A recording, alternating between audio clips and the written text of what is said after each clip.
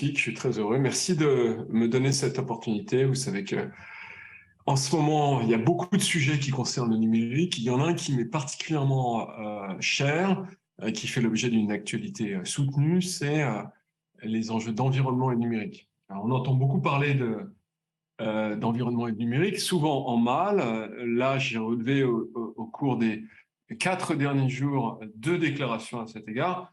L'autre jour, c'était sur France Inter le matin, dans la matinale, à 8 heures. Il y avait cet éternel débat sur le fait de ne pas envoyer d'emails. On rappelait que le fait d'envoyer des emails était extrêmement consommateur de CO2. Et puis, dans la même discussion, on nous expliquait qu'il fallait régulièrement nettoyer nos boîtes mail pour limiter l'empreinte CO2 du stockage de ces emails. Etc., etc. Et puis plus récemment, et hier ou avant-hier, dans le magazine Challenge, il était question du fait que 20 emails émettent autant de CO2 que 100 km en voiture. Alors, autant vous le dire tout de suite, les deux assertions, les deux affirmations sont fausses, très largement fausses. Les tentatives qui ont été faites pour mesurer l'empreinte carbone des emails aboutissent toujours au même constat, c'est-à-dire que c'est tellement faible que ça n'est quasiment pas mesurable. Il y a des travaux qui ont été faits qui sont anciens, qui datent d'il y a une dizaine d'années, travaux sérieux qui aboutissaient à de l'ordre de 2 grammes par email avec pièces jointes. En réalité, on est sans doute bien en dessous. Pour vous donner une idée, il y a chaque jour sur Terre, on estime aux alentours de 3,5 milliards d'emails qui sont envoyés. Donc c'est un demi-email par humain. Et ces envois d'emails ont manifestement, dans les data centers et dans les infrastructures numériques, une empreinte si fine qu'on n'arrive absolument pas à la voir. Alors, est-ce que pour autant, le numérique est totalement exempt de reproches et de critiques en matière de carbone? On a des débats qui sont très nombreux, vous entendez des chiffres qui sont très variables, on parle généralement d'une empreinte qui est comparable à celle de l'aviation, et c'est assez vrai, c'est-à-dire que les émissions brutes de CO2 de l'un et de l'autre sont aux alentours de 2% pour l'aviation, mais avec une différence notable, c'est qu'elles n'ont pas les mêmes conséquences. C'est-à-dire que l'usage de l'avion, en fait, a une empreinte sur le réchauffement climatique qui est probablement entre 3 et 4 fois supérieure, parce que ça fait des taches blanches dans le ciel, parce que ça a d'autres conséquences physico-chimiques sur la haute atmosphère, et donc on ne peut pas comparer l'un avec l'autre. Donc il est vrai que le numérique donc, a une empreinte, il y a des choses qui sont critiquables, la croissance d'abord, qui est extrêmement forte, du fait que voilà, tout se numérise, on a tous et toutes un smartphone, mais au-delà des smartphones, on commence à avoir des voitures qui sont quand même beaucoup remplies d'électronique. Je crois qu'il y a aujourd'hui 7 kilos d'électronique brute dans un véhicule en moyenne, c'est beaucoup. Et puis c'est plutôt en croissance. Et puis il y a l'IoT, les objets connectés, qui se retrouvent absolument partout, que ce soit de l'IoT domestique ou de l'IoT industriel. Il y en a de plus en plus. Et ça, c'est aussi un problème. Et puis il y a également le fait que finalement, on a des attitudes consuméristes. Beaucoup d'entre nous, c'est pas mon cas, mais changent de portable, de smartphone dès qu'il y a un nouveau smartphone qui apparaît. Un smartphone, c'est entre 50 et 150, même 200 kilos de CO2 à chaque fois. Donc, c'est l'équivalent d'un voyage en avion, plutôt de courte distance, mais quand même, ce sont des choses que l'on peut éviter. Et puis, enfin, il y a tout un tas de nouveaux usages qui apparaissent, comme la publicité numérique dans le métro. Est-ce que c'est souhaitable? On peut questionner ce type d'usage. Donc, on a un numérique qui est aujourd'hui assez débridé, je dirais consumériste. Et ce sont des choses qu'il faut contrôler. Il faut faire en sorte qu'on arrête ça, et notamment en faisant en sorte qu'il y ait un prix CO2, un prix externalité, qui soit mis sur les inconvénients les plus importants ce numérique. Mais au-delà de ça, il y a une dimension qui est moins évoquée, et sans doute parce qu'elle est peu vue, c'est les externalités positives du numérique. C'est-à-dire que le numérique est à l'origine d'une efficacité des sociétés modernes qui est plus importante. On le voit quand on observe le taux de remplissage des camions. Le taux de remplissage des camions, au travers d'une vingtaine d'années, il a cru de 15% à peu près. Et on ne peut justifier cela que avec les systèmes d'information modernes, ce qu'on appelle les ERP, qui gèrent les supply chains d'aujourd'hui, qui fait que voilà, on arrive à avoir plus d'efficacité. Ça veut dire moins de camions sur les routes, évidemment, et de ce fait, moins d'émissions de carbone. C'est la même chose pour les conteneurs, c'est la même chose pour les transports de proximité, puis c'est aussi la même chose d'une certaine manière pour l'ensemble des transports de personnes, qu'il s'agisse des trains ou des avions. Alors certains feront observer que c'est justement ça qui fait l'effet rebond, c'est que comme c'est plus efficace, c'est moins cher et donc on l'utilise plus souvent. Et c'est vrai, il y a une certaine forme d'effet rebond, mais qui n'est pas inéluctable. C'est-à-dire qu'on peut probablement le contrôler, notamment en mettant un coup sur les externalités, en faisant en sorte qu'on les corrige partiellement. Et puis, il y a d'autres aspects qui, je crois, sont tout à fait intéressants et qui peuvent me pousser à dire qu'après les moyens de production d'énergie, donc notamment les moyens de production d'électricité, eh bien, le numérique est directement le deuxième outil qui va permettre de faire de la décarbonation. Alors, les moyens de production d'électricité ou les moyens de production d'énergie, on les connaît, hein, c'est du chauffage central qu'on va électrifier de sorte à ce qu'on consomme moins de gaz ou plus de gaz ou moins de fuel.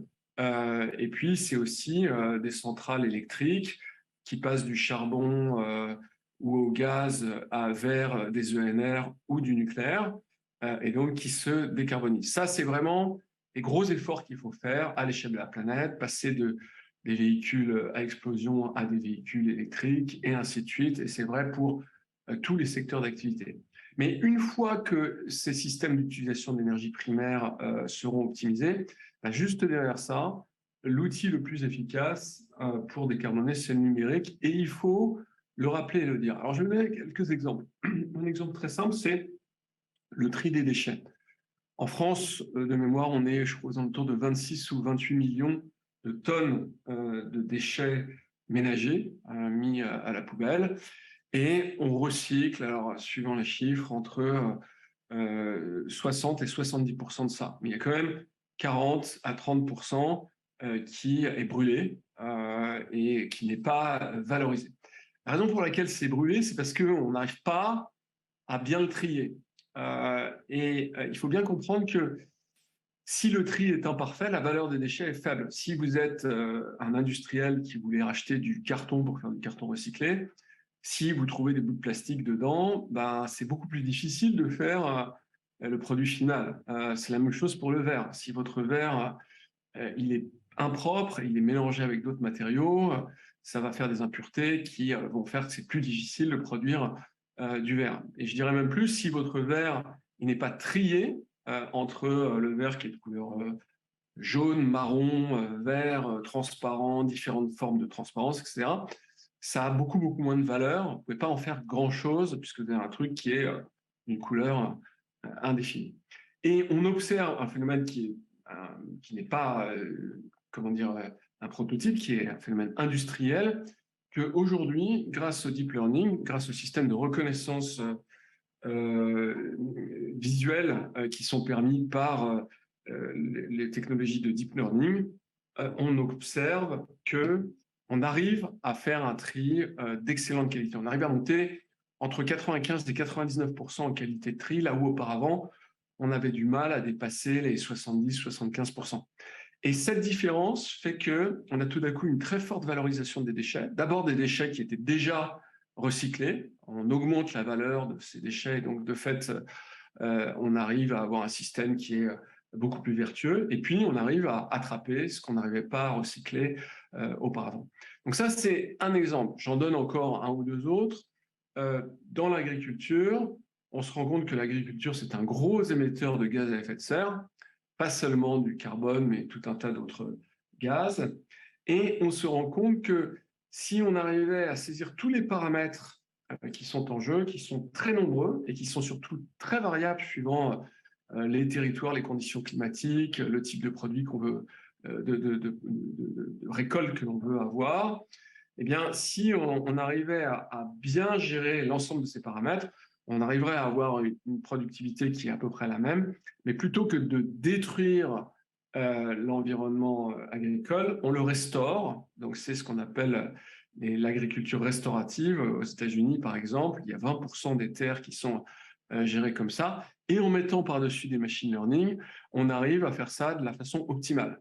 C'est-à-dire qu'on fait en sorte qu'on a moins d'érosion, on fait en sorte qu'on a une terre qui, en se restaurant, va capter du carbone. Et la puissance des systèmes de machine learning pour ce faire, c'est l'Université de Columbia qui le dit, est très efficace.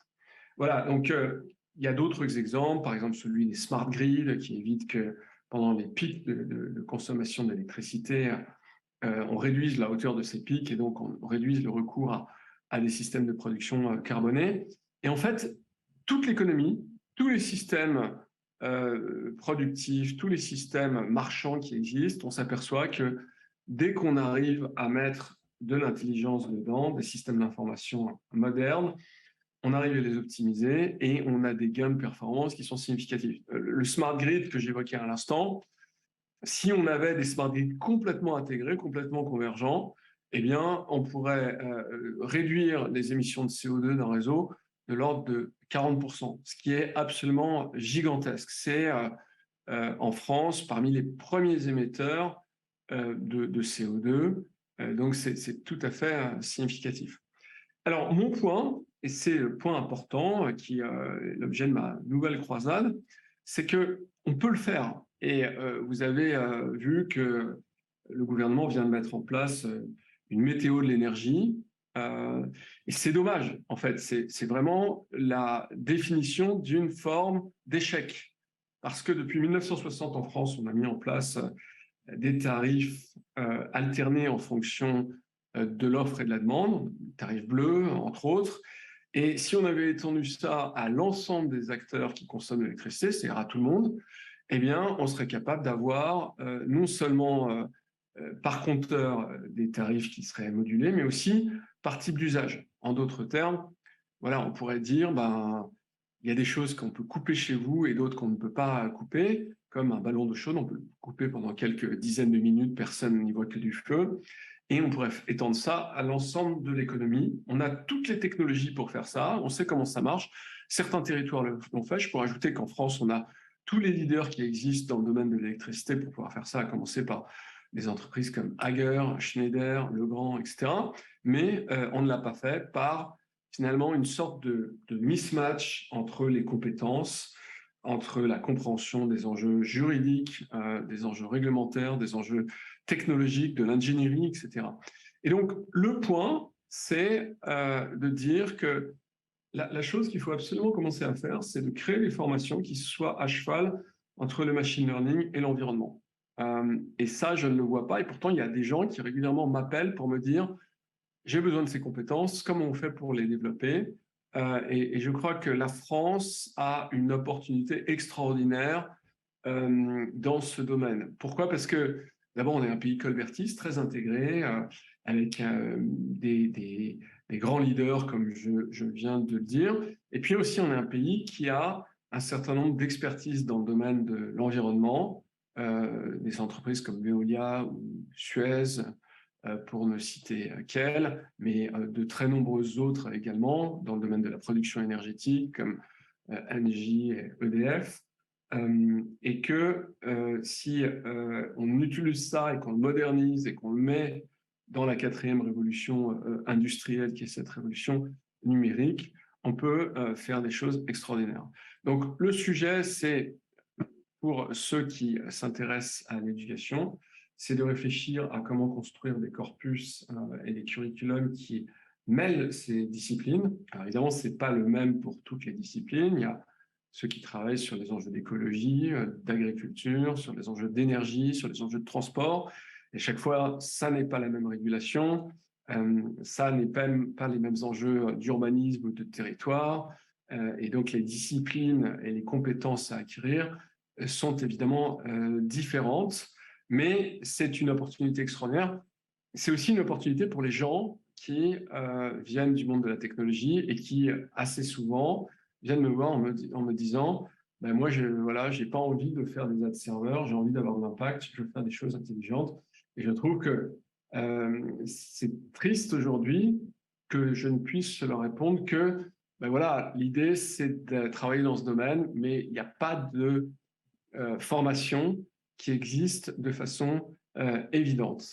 Voilà, donc c'était mon message du jour et évidemment, félicitations pour avoir cet ensemble de débats et merci à la mêlée numérique pour